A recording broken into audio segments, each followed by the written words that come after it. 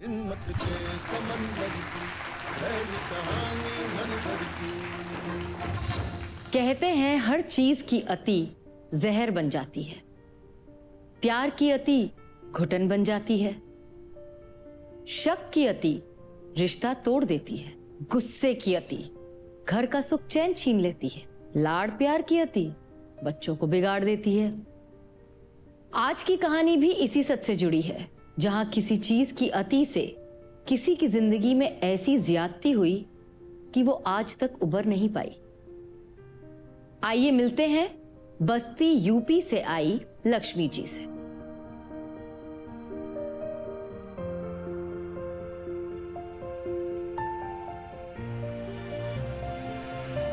नमस्ते लक्ष्मी जी। नमस्ते मैम। आपका स्वागत है हमारे घर पर। Thank you. लक्ष्मी जी, आपके परिवार में कौन कौन है? मेरे मम्मी के यहाँ 6 बहनें हैं और एक भाई है और हम। ओके। और ससुराल में एक सास हैं, एक देवरानी और एक देवर और एक आदमी, और उसके बाद जेठ के 4 बच्चे, और अब हमारे 3 बच्चे हैं और देवर के 3 बच्चे। तो काफी बड़ा परिवार है। हाँ, काफी बड़ा तो परिवार। सब साथ रहते थे? सब साथ रहते थे पहले। 2-3 साल से इसी झगड़े उसमें कहा सुनी में थोड़ा अलग हो गए। हमको 4 साल हो गया मम्मी के यहाँ रहते हुए। आप ससुराल में नहीं रहती? मतलब आपकी शादी कब हुई थी, कैसे हुई थी?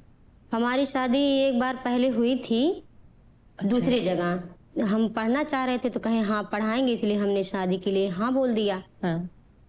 तो वो लोग फिर जब शादी हो गई तो अपने बात से मुकरने लगे।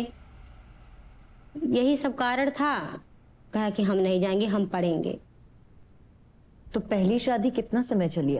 वो तो खैर शादी बस हुई थी और एक बार दोबारा गए थे 2-3 दिन के लिए बस। फिर दूसरी शादी कैसे हुई, कहाँ मिले आप उनसे? तो दूसरी शादी जैसे हम जब फर्स्ट ईयर में पढ़ रहे थे तो ये हमारी फ्रेंड साथ में थी, उसी गांव की थी। और हमारे मतलब जो ससुर के भाई हैं उनकी भी लड़की हमारे साथ पढ़ रही थी। तो ये सब लोग सोचे कि यहीं करवा देते हैं। तो इनके यहाँ भी कोई जैसे जेठ और जेठानी दोनों एक्सपायर हो गए थे। तो 4 बच्चे उनके थे, देवर की शादी नहीं हुई थी, तो इनके यहाँ कोई खाना बनाने वाला नहीं था। तो ये सब लोग कहें कि कर लो भाई, 4 बच्चे हैं, देख लोगी। उनकी भी मजबूरी है। तो हमने कहा चलो 4 बच्चों का मुंह देखे। हम कहे अच्छा ठीक है कर लेंगे। जाने की शराबी की वजह से ही वहाँ छूटा है, फिर भी ये सब झूठ बोल के कि नहीं पीते हैं, कोई भी परेशानी नहीं होगी, कोई भी दिक्कत नहीं होगी, कह के शादी के लिए फोर्स कर दिए। तो हमने भी हाँ बोल दिया। शक्ल सूरत जिंदगी भर थोड़ी ना रखा रहता है। जैसा आपने कहा कि रंग रूप तो हमेशा नहीं रहता, तो आपको उनका जैसे वो दिखते हैं उनका रंग रूप पसंद था? नहीं, बस हमने अपनी लाइफ के साथ कंप्रोमाइज किया था बस। और वो आप देखते संभालते पढ़ना थे। चाहती थी शादी के बाद? हाँ। वो पढ़ा आपने? BA सेकंड ईयर तक पढ़े, फाइनल नहीं हुआ, नाम ही नहीं लिखवाए। क्या उम्र थी उस समय आपकी जब दोबारा शादी हुई? 18 साल। उम्र क्या जिंदगी शुरू ही हुई थी 18 में तो आपकी, और आपने पूरी जिंदगी का कॉम्प्रोमाइज किया? अब सुधर जाएं, अब सुधर जाएं, ऐसे से करते करते हमारा 10-12 साल निकल गया। इस 10-12 साल में आपके बच्चे भी हुए? हाँ, बच्चे कितने भी। बच्चे हैं? 3 बच्चे हैं। 3 बच्चे हुए? हम्म। तो घर की, बच्चों की आपकी जिम्मेदारी उठाते थे वो? बिल्कुल नहीं। क्या काम करते हैं? सब काम ही छोड़ दिए। जब छोटी वाली लड़की हुई थी तभी से सब काम ही छोड़ दिए।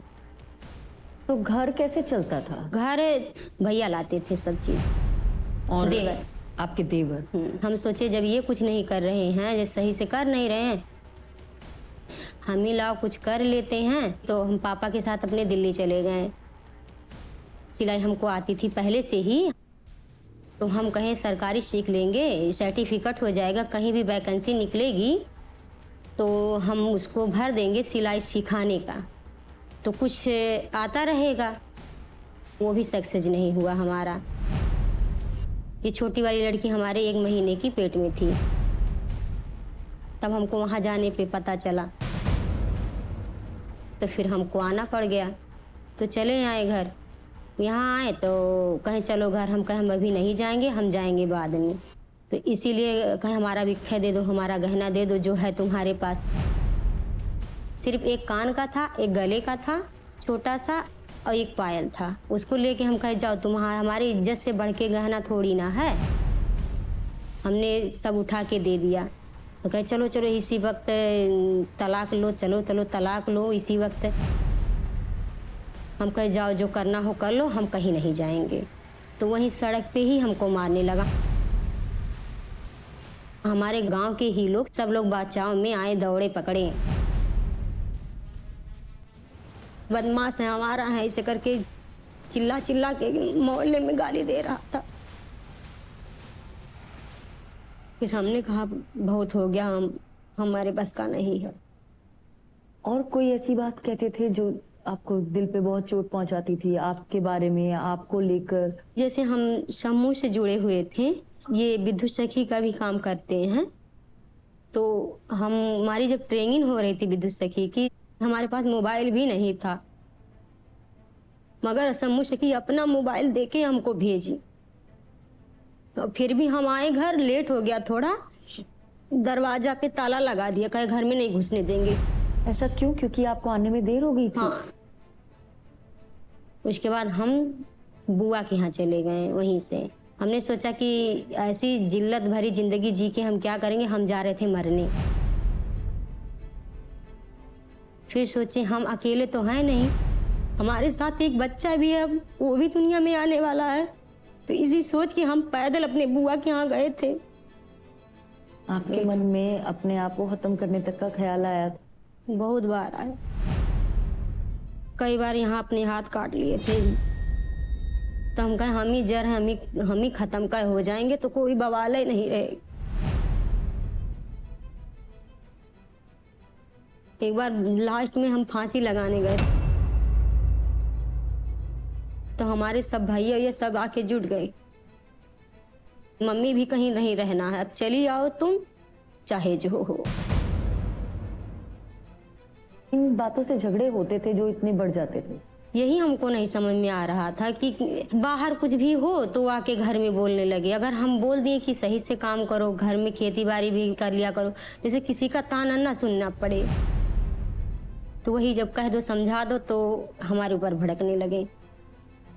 बच्चों के लिए कभी किसी चीज का उन्होंने ध्यान रखा? कुछ नहीं ध्यान रखा। बच्चे जाते हैं घर पे तो वहां से भी भगा देते हैं। बच्चे हमारे गए थे रक्षाबंधन के दिन, वहीं थे, जन्माष्टमी भी घर पे ही बैठा था, तो भंडारा उंडारा था, भगा दिया बच्चों को। हमारे बच्चे रोते हुए घर चले आए। हम खराब हैं, बच्चों को तो समझना चाहिए कि हमारे बच्चे हैं। बिल्कुल भी नहीं समझते कि हाँ हमारे बच्चे हैं।